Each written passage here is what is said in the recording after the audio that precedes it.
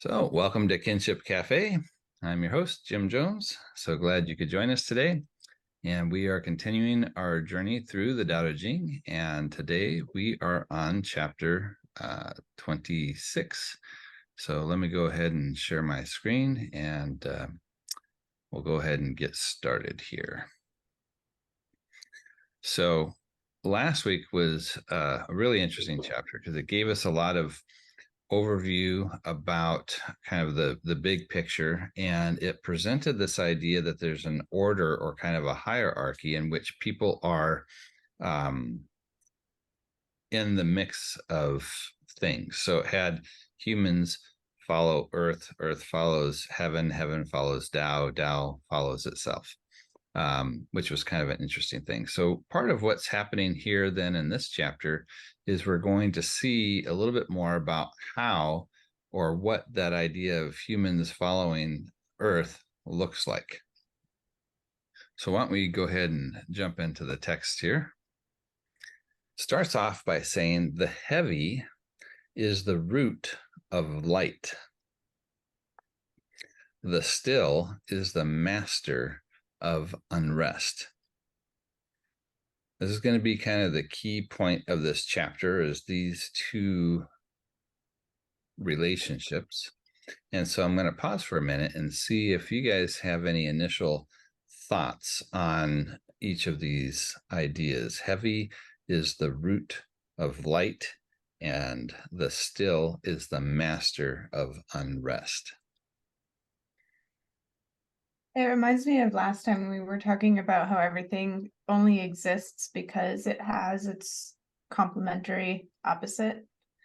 So heavy and light and still and unrest. Seems a little counterintuitive to me. Mm-hmm. So I like that, Taylor, about this idea of how we look at the correlative aspect of things.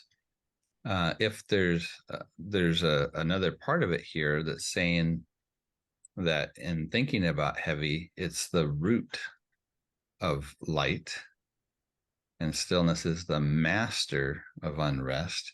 What do you think they're getting at with those kind of qualifiers about each of those? Not totally sure. Like, I guess if you're unrestful and you can find a way to be still, then you're mastering the unrest in a way, but that's pretty surface level. I think it could mean something totally different. Yeah. It seems to me this particular choice of words might be more due to the translator than the original creator, because I'm sure different translations would probably have different terminology. Well, it's interesting. As I've gone through, I've got about 30-ish different translations I usually go through for each of these. And this, the first couple of lines are remarkably consistent amongst the different translators. Not a lot of interesting variations here. There's a couple later on in the text, but in this particular one, it's pretty consistent. Sometimes heavy is identified as weight, and sometimes light is lightness, but there's definitely root is always the case, master is always the case, still sometimes can be referred to as calm. Unrest I've seen translated as passion, as it is in the other main text that we work with, but it's definitely this idea of activity, motion, things going on. The thing I think we could start to look at is on the first line.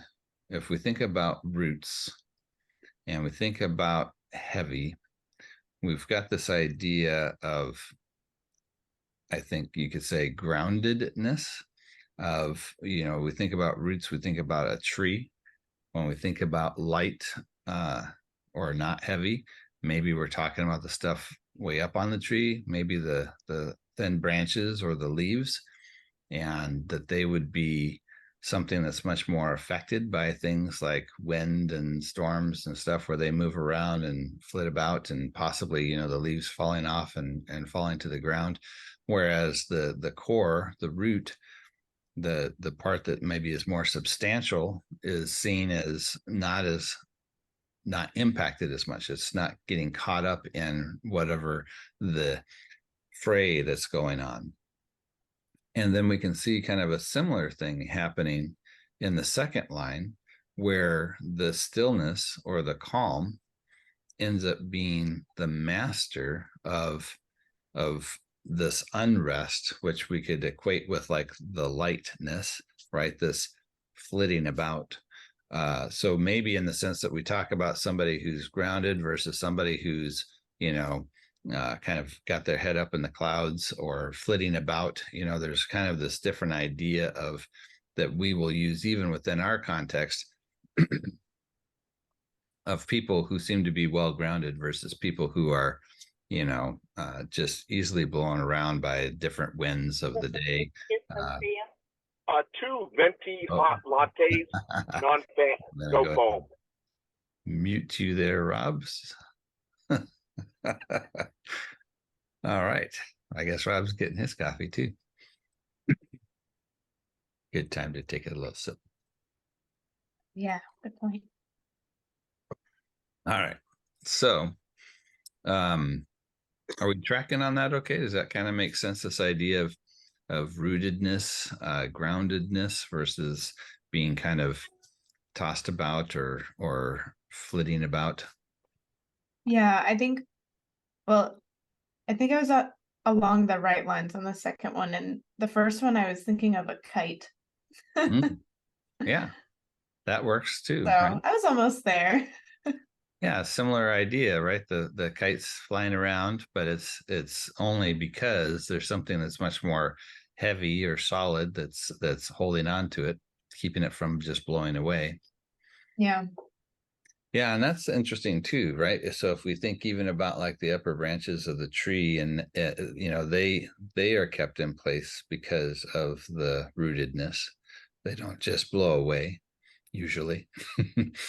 Hopefully not. Yeah, yeah. A healthy tree. And we've definitely seen other places that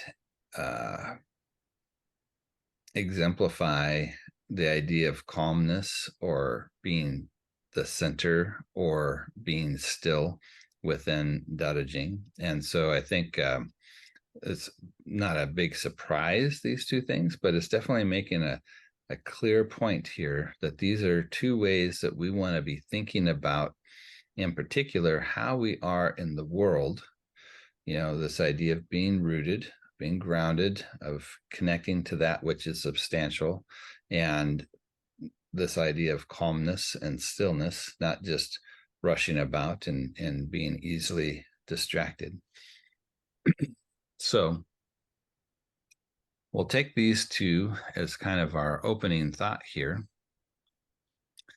So then we get our therefore. So therefore the wise, traveling all day, do not lose sight of their baggage. It's kind of an interesting thought, but this would be one where we see some variations in translation, Dane, especially because of the next part of the chapter that's going to come up. Sometimes instead of the sage or the wise person, it'll have the prince. And part of the reason for that is the latter part of this is going to get into the ruler. And so they wanted to see a little bit more of a connection here between those two. But I think it makes sense having this contrast between the sage and the ruler. And as far as I can tell, it was only in an early Chinese commentary that made a similar point about prince, that they were able to bring that in. As far as I know, in the oldest translations or the oldest manuscripts, they all have sage, not prince. So that's why you got kind of a 50-50 split on this one between which kind of translation they're going with. But the idea is the person's out with a cart or a wagon, that contains a bunch of their stuff. So they're traveling. Here it's just saying don't lose sight of their baggage. And the other ones, it might be something like they don't leave their cart, or they stay with their cart, something along those lines. But we can I like easily. the idea of the cart better, because these days we want to lose sight of our baggage. Well, think about like if you're like in the airport or something, right? So we're still Right. talking about baggage, but I get what you're saying, right? From the jargon. Um, Yeah. Remember that George Carlin skit about life is all about finding a place for your stuff? oh, You I get don't think so. Oh, you get a house, you vaguely. have a place for your stuff, and then you go to you travel, so you go to hotels, you have a place for your stuff, and you go to the beach and you have a little towel, so you have a place for your stuff. Hmm.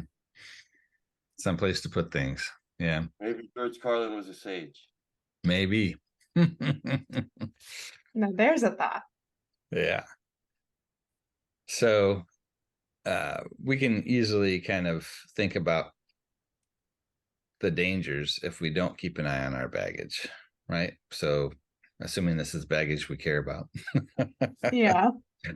So, if we're traveling in the airport or something like that, we definitely keep track of where it is, or make sure someone we know is watching it while we run off to do something else. And same thing with a hotel room. We're always making sure we don't leave our stuff behind. So there's definitely it makes sense that if you're traveling and you have stuff with you, that you're going to keep track of it. It's important not to lose track of it. So then it's going to continue and say, though there are beautiful things to be seen.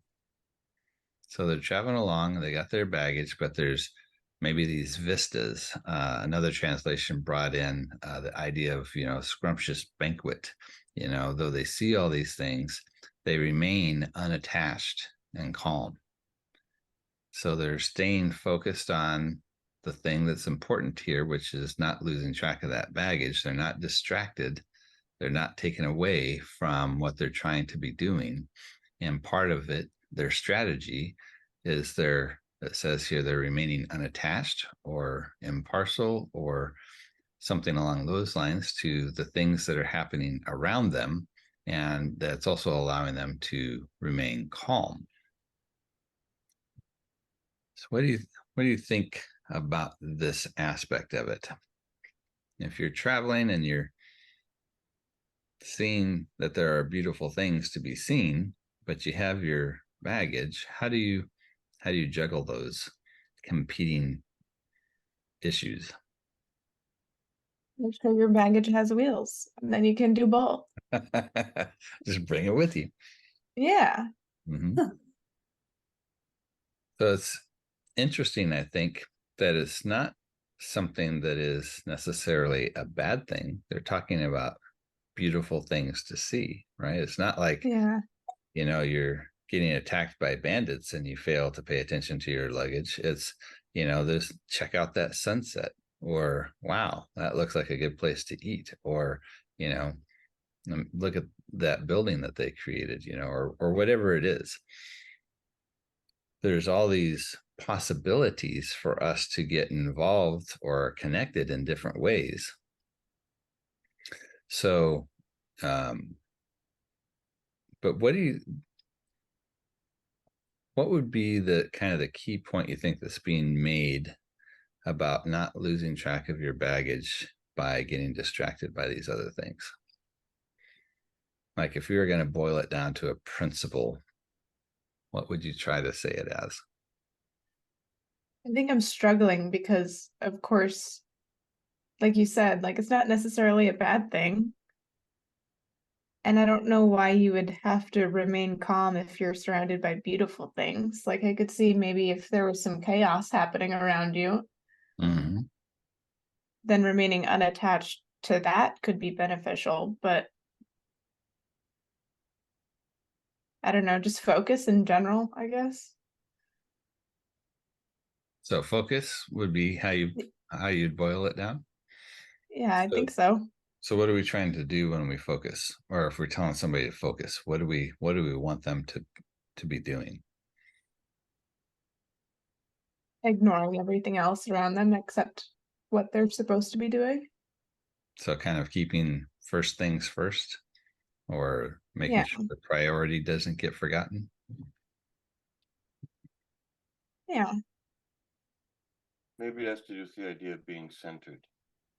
Centered? Yeah, and the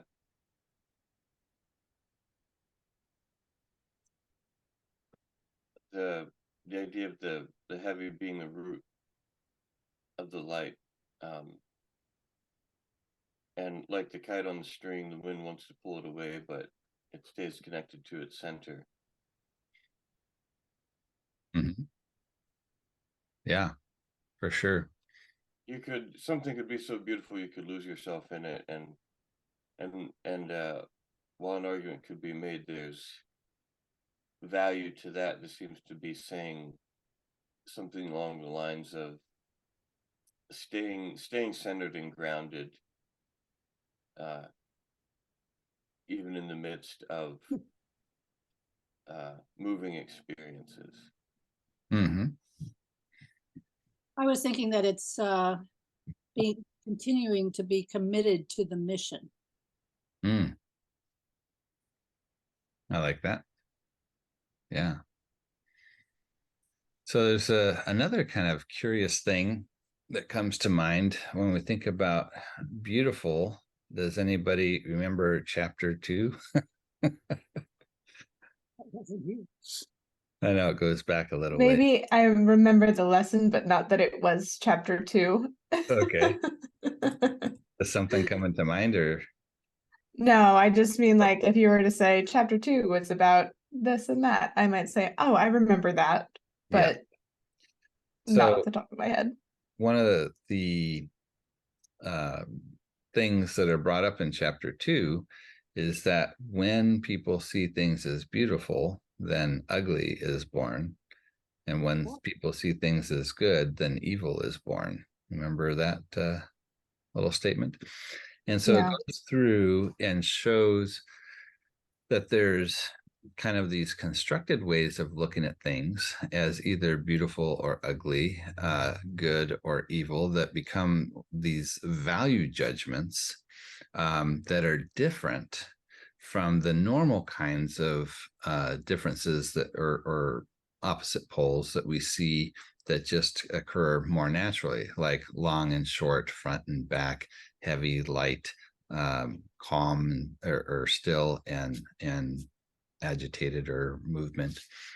These other kinds of opposites are things that can exist with each other. They complement each other, whereas beauty and ugly, good and evil end up being at odds with each other. They're at war with one another, right? And they are a result of a human constructed valuation.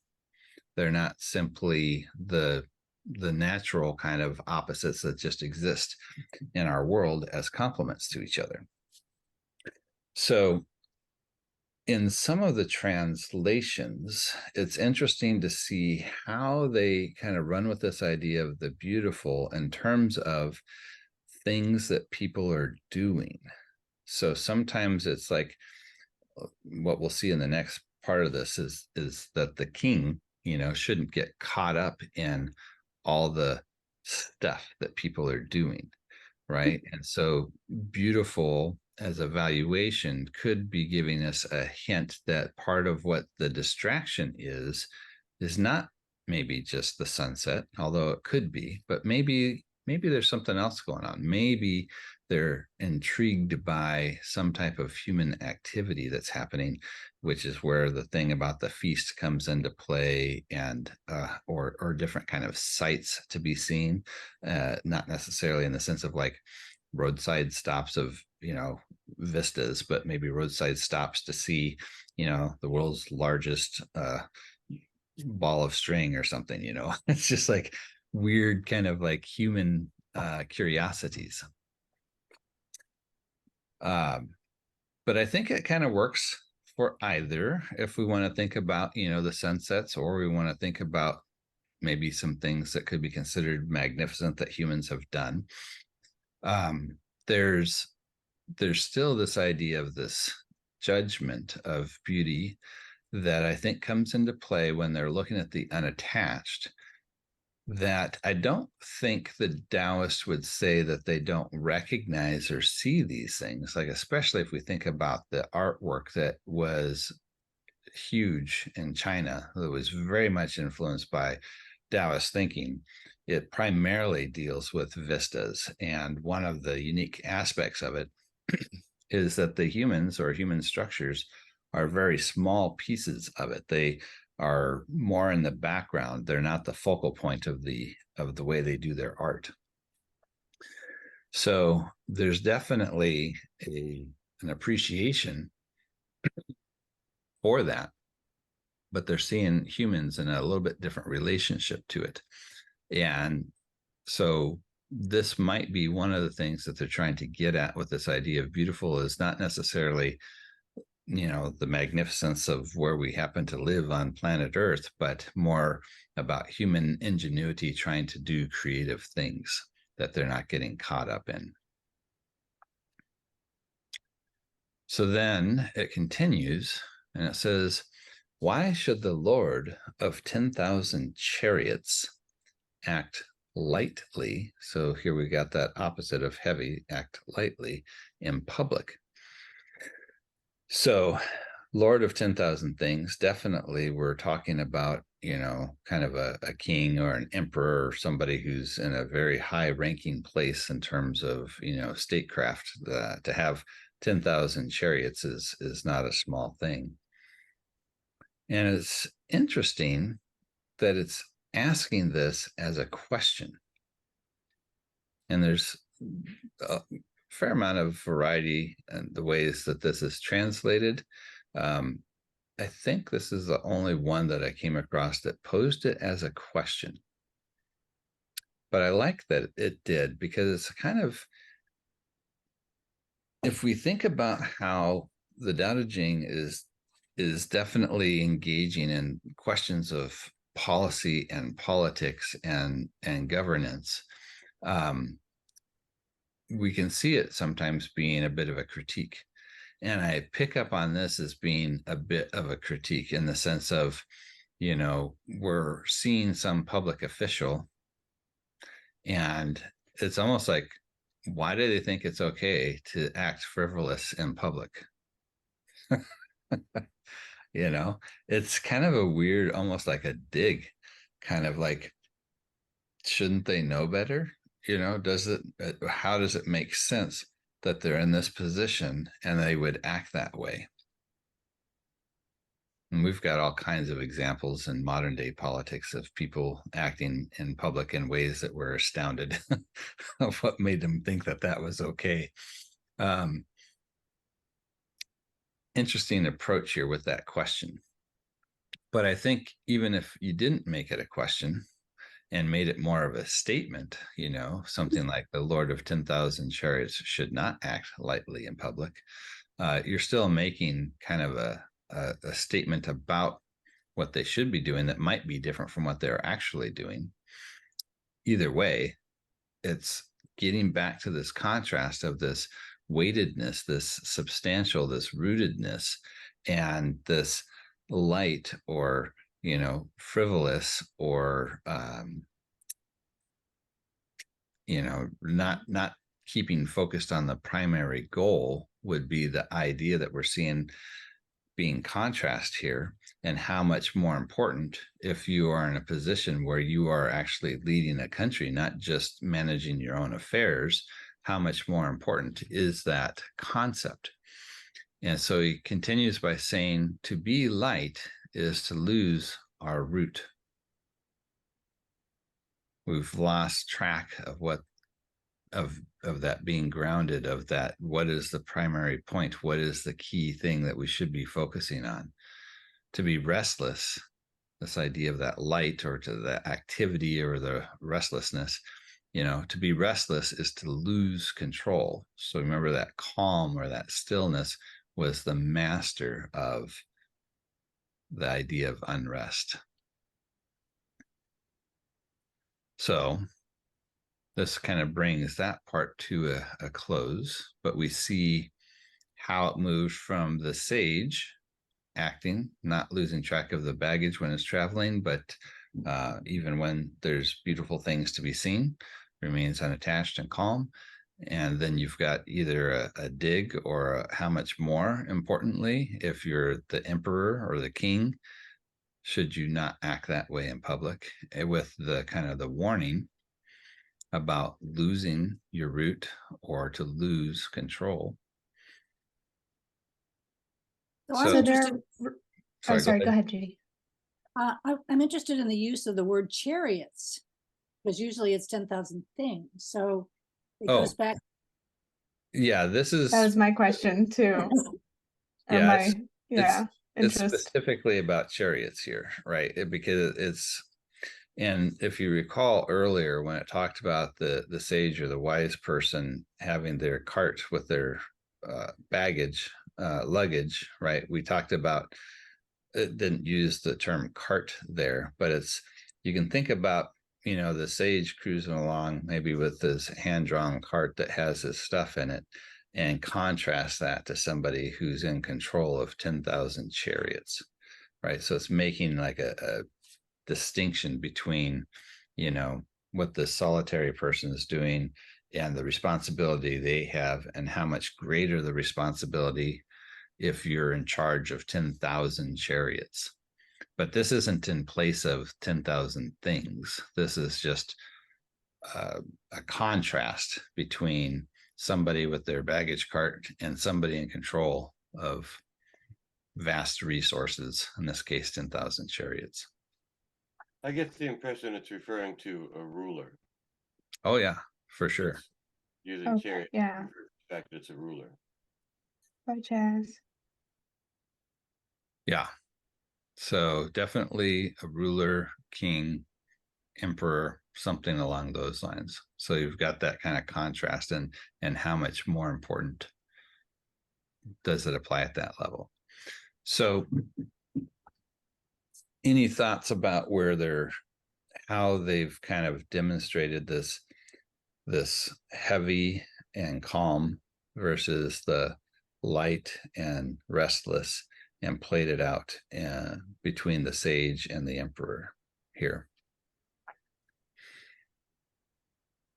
I think, like, just for a relative example to our lives, when something is stressful, like say something breaks in a production environment and there's a, you know, it's affecting a bunch of people and they can't get their work done, it's important to stay calm and focused in order to get it fixed efficiently, because if you're stressed and that's taking over your mind about it, then you're going to make mistakes. You're going to try to move erratically and quickly, and it's not going to get fixed as quickly as if you stayed calm and just focused on the issue.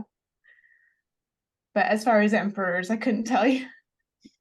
Well, if you take your example, so you've got a production environment, you're working on something that's got some issues and you've got to deal with it, right?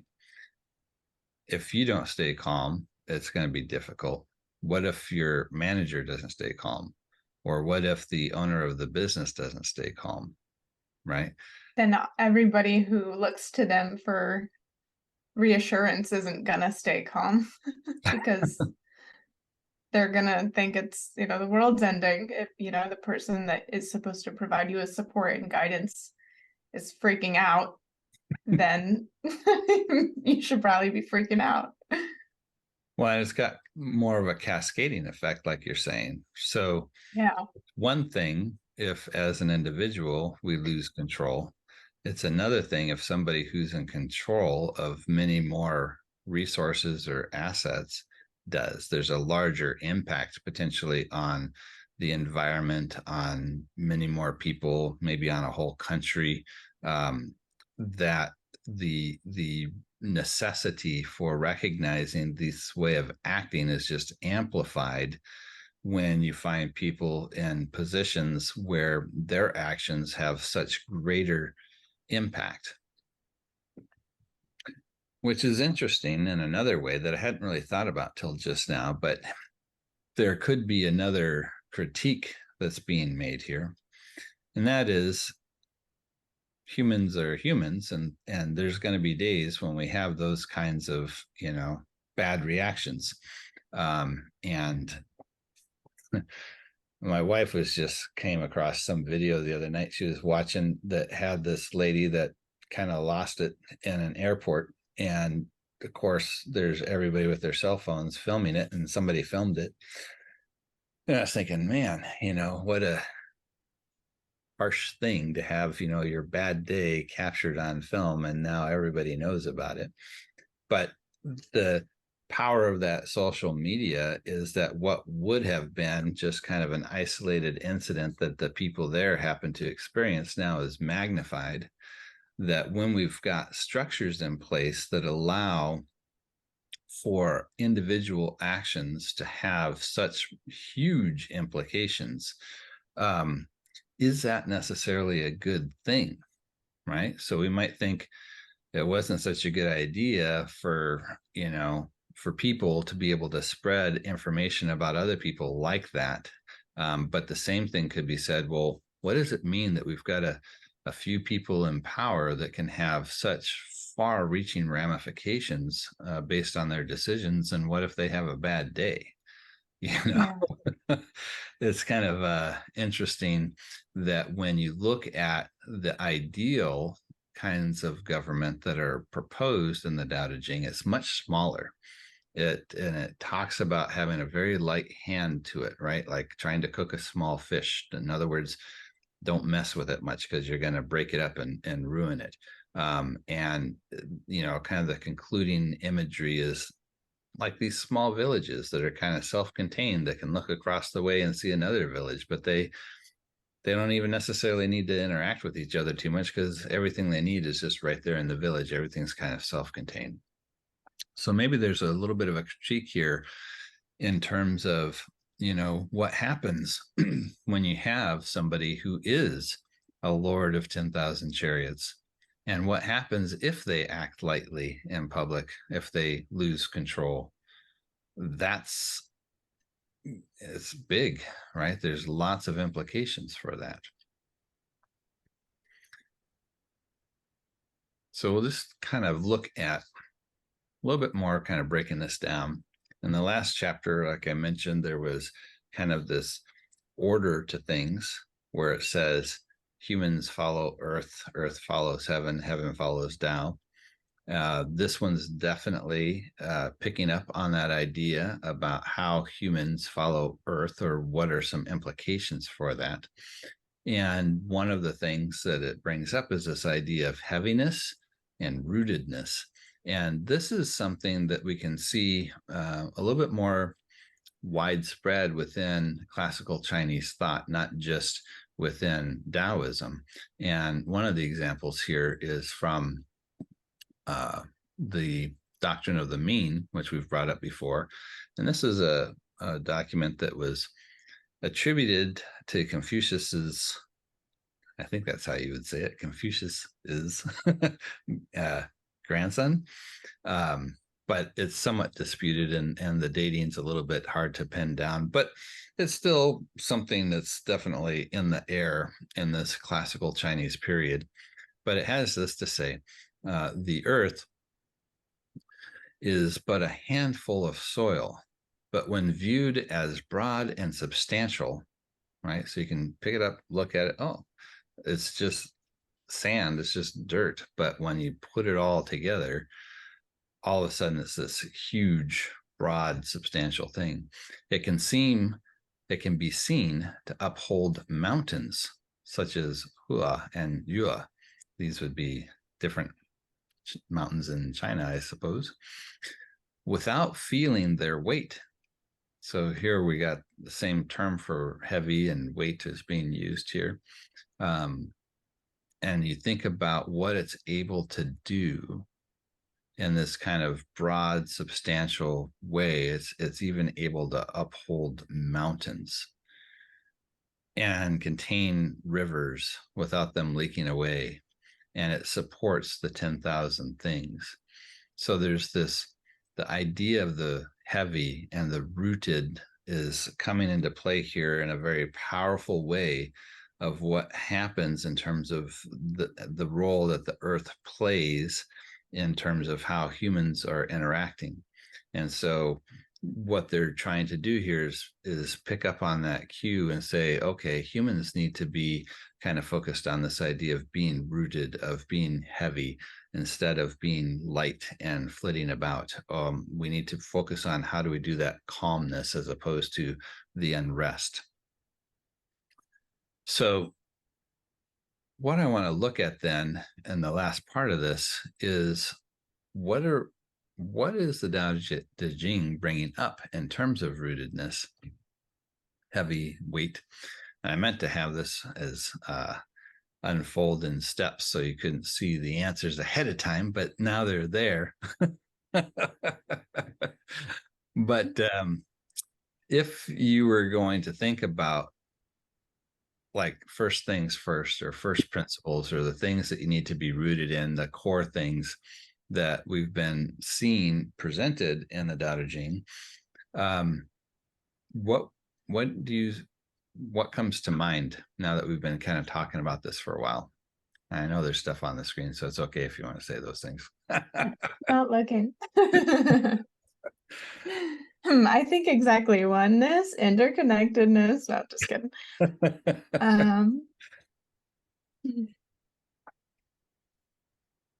Well, let me put it this way. Since they are on the screen, do you see these as kind of those core principles that are being brought up? Or is there other things that you think that should be added? Or do you challenge those as being part of the core? I think I certainly wouldn't have worded them this way. Like if I think about it and ignore that, I think what comes to mind mostly is like being centered and going with the flow of, you know, things that we can't change, like, or control, like gravity and all of the things that we always come back to, and nature and all that good stuff. And leaving judgment behind for yourself and for pretty much everything. I'm not sure I see a difference between oneness and interconnectedness. They're not necessarily distinct. It's kind of playing out the implications of. So if everything is in fact one thing, then there is a very strong interconnectedness that yeah. What's that? That makes sense. Yeah. So I wasn't trying to identify these as separate, but they definitely play out in terms of how the Taoists are encouraging us to look at the world. Besides the fact that they would say you need to try and see things as clearly as possible, one of the things that they suggest that we'll see if we do is that idea that everything is in fact kind of this one thing. And there's lots of implications from that, right? There's the impermanence of everything, that there's definitely, as Taylor was saying, a flow because of this constant change that continues to happen. There's that interconnectedness.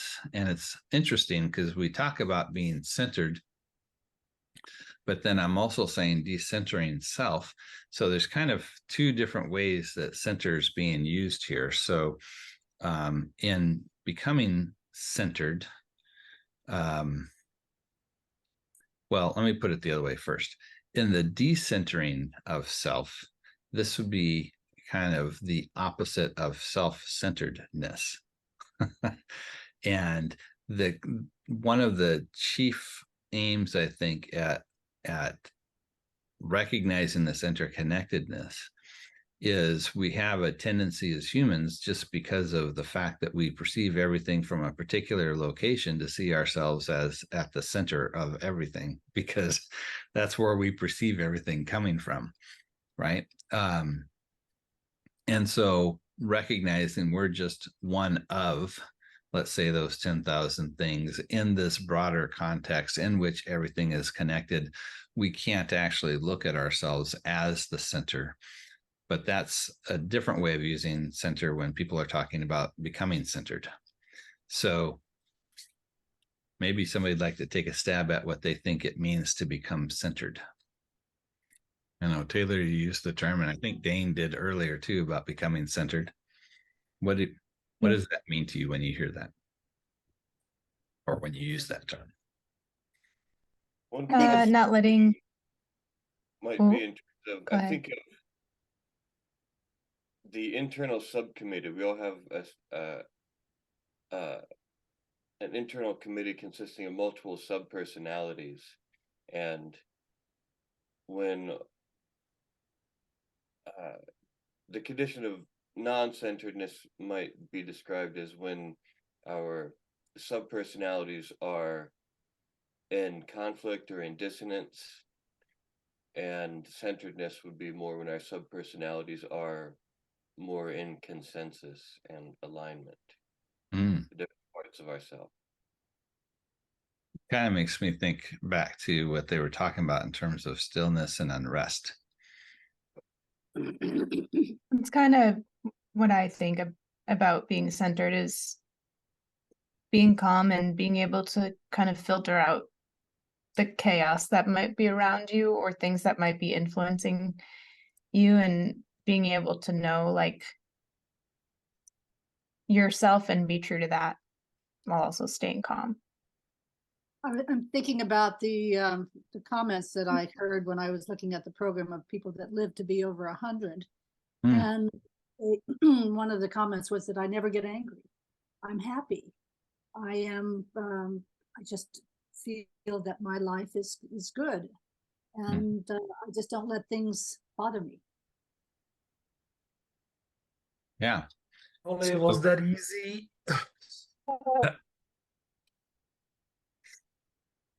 Especially in this world, like not let things bother me. It's just like, oh.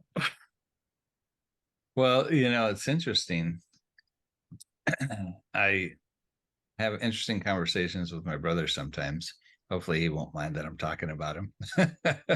But he's constantly surprised if I bring up something that's in the news, because he just refuses to watch the news, because he says there's nothing I can do about it anyway, and the only thing it does is make me worried and concerned and so forth, and I've got too many other things I need to actually be focused on, so why get all this garbage in my head?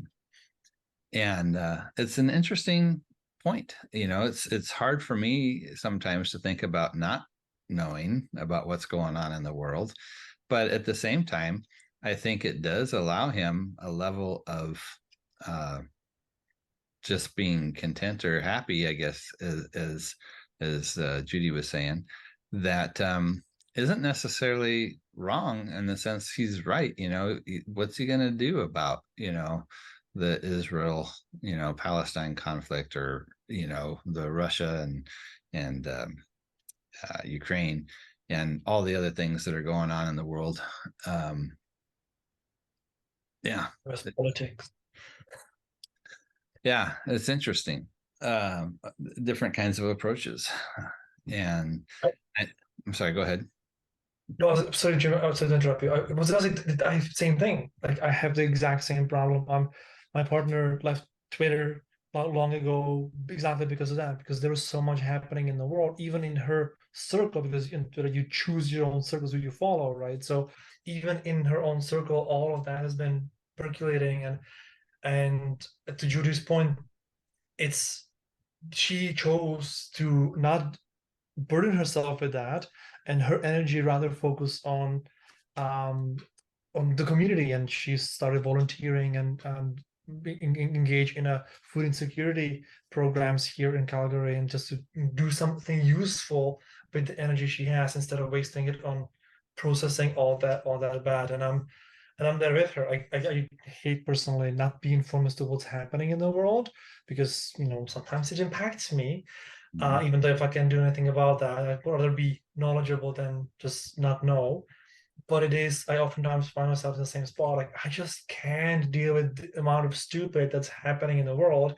I need to focus on making sure that my mental health is up and running so I can keep providing for us, and we can keep being a good partner to one another, and we can do something good for the world. Like, yeah, there's a lot of wisdom in your brother's thoughts there. Not to pitch you against each other. Addiss refers to CNN as constantly negative news. Nice. Nice. Or the Crisis News Network. Yeah, there you go.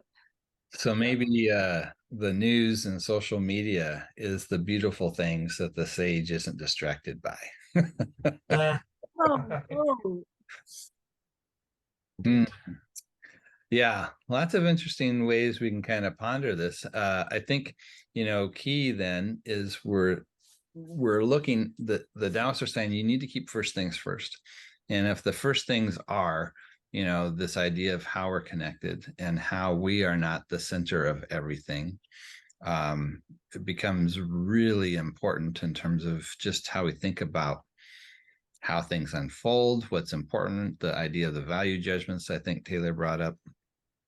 And then they constantly come back to this idea of biocommunity, right? That it's not just about humans, but it's about life in general and how that whole thing operates and how it is healthy and sustainable.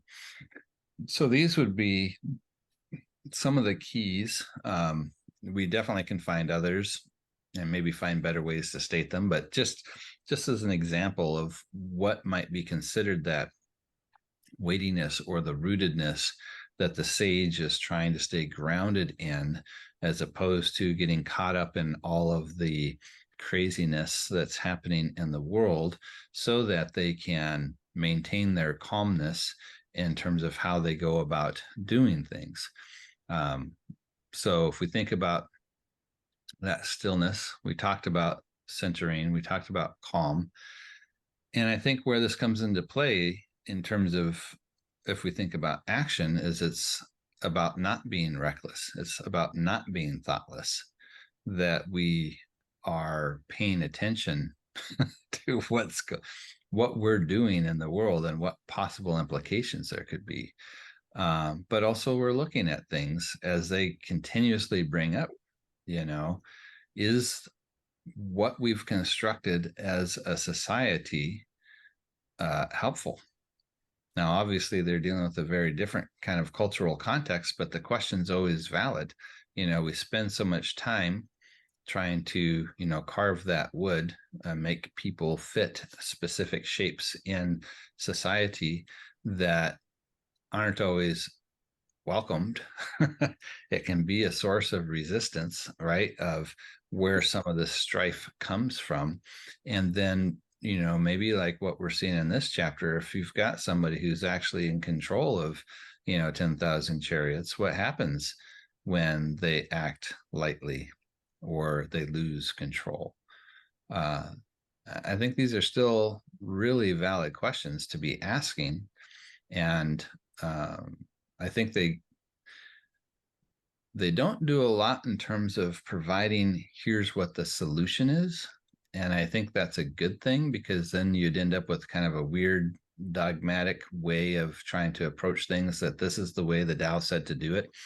It's more of helping us to perceive and understand and give us kind of a process for evaluating things or looking at things, so that we can then come up with our own solutions in our own time and place. And because it leaves that open for us to figure that out, it becomes much more of a timeless piece of literature that we can still find fascinating even 2,500 years later. That's the main things I had on this chapter. Do you guys have any final thoughts during the last couple of minutes? I keep thinking about the farmer and the horse, the son of the broken leg and such. In this, when you say, centered and being indifferent to what's happening around you, almost, it's like that's the one thing that keeps coming up as you asked earlier. That's very profound way of looking at things, and it kind of broke me, and I can't stop thinking about that.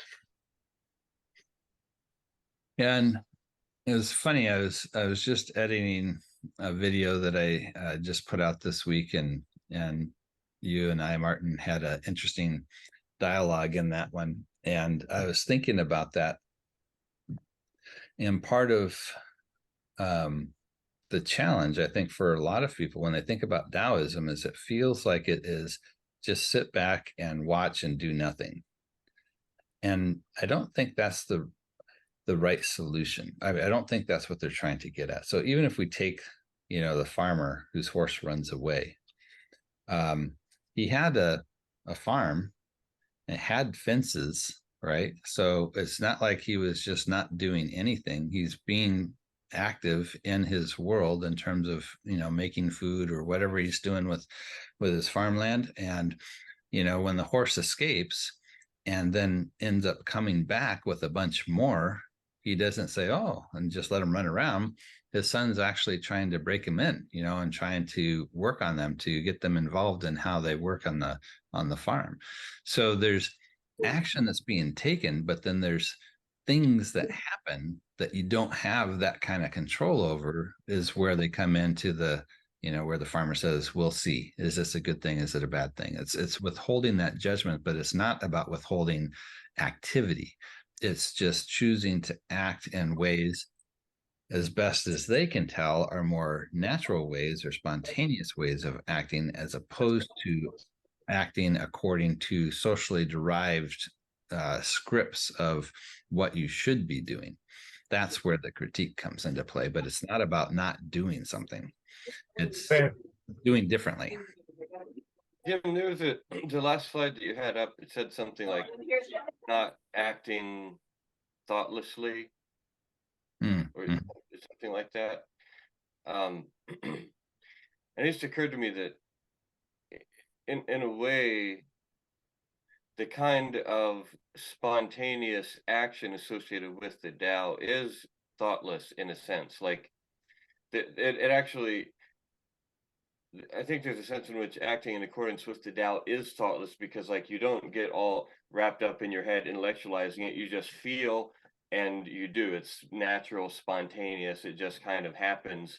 And just like everything else in the universe, if you're observing water falling down a waterfall, the water just falls down. It obeys gravity. It's not doing anything. And if you observe a squirrel gathering nuts, it's not doing anything. It's just following its nature, its instinct, its impulses.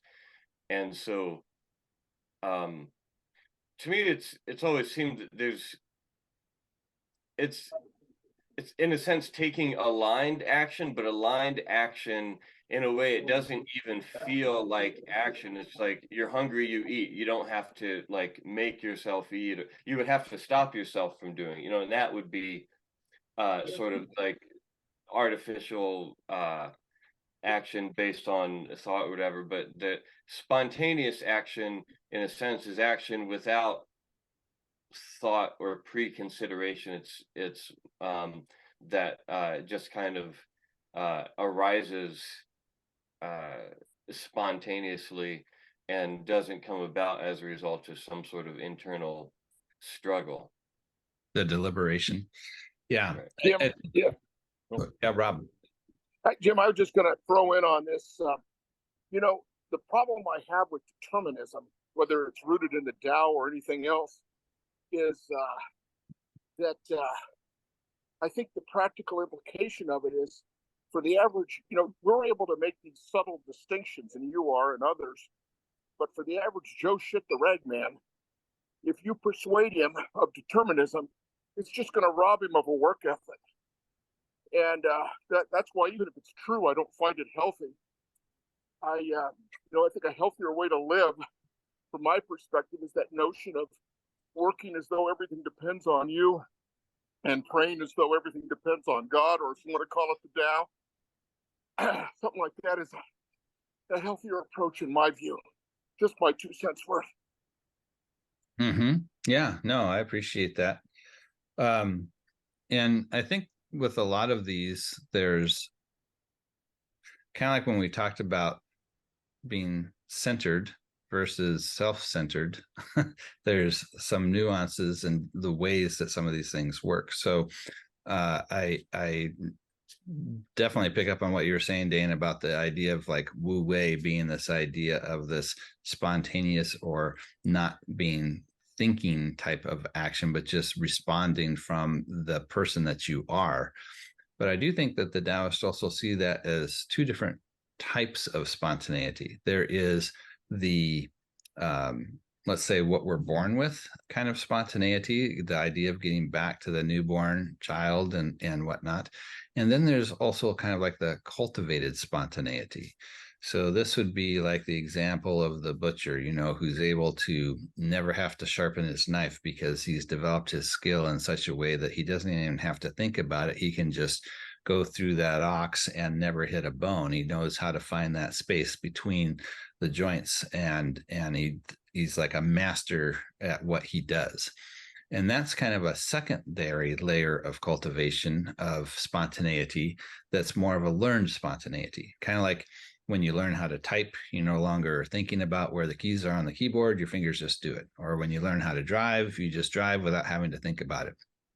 So the aspect I was getting at in my mind, and I should have worded it differently because I can totally see your point about the not having thoughtless actions, is that when we stay rooted in those fundamentals of how the Taoists are perceiving the world, it should become second nature to us that we are recognizing that interconnectedness, and that we're not acting in ways that are going to be contrary to that, because we've developed that character. So it does become the spontaneous action, but more in the sense of how that second nature comes into play, as opposed to just the first nature. They're both important in Taoism, and I think they both come into play here. That if we've been successful in creating the kind of character, the virtue in the person that recognizes where we are in relationship to everything else, it'll be natural for us to behave in a certain way. But lots of different ways we can kind of look at those different items, and certainly it's difficult to phrase them correctly, and I absolutely get your point on that, Dane. I'll work on changing my language on that last one.